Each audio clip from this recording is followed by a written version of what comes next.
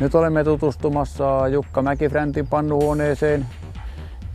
Jukka Mäki-Fränti lämmittää tässä omakotitaloa, autotallia. Pannuhuone sijaitsee autotallin yhteydessä upotettuna hiukkasen maatason alapuolelle, maanpinnan alapuolelle. Kulku tapahtuu autotallin yhteydestä.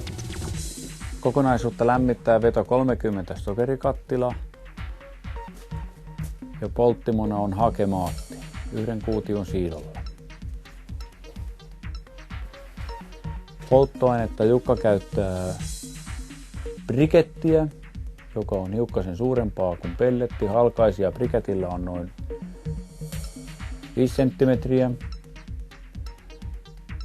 Briketin toimitus tapahtuu siten, että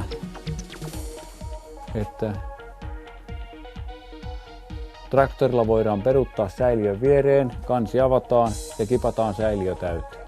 Ja sinne mahtuu vuoden polttoaineet kerrallaan.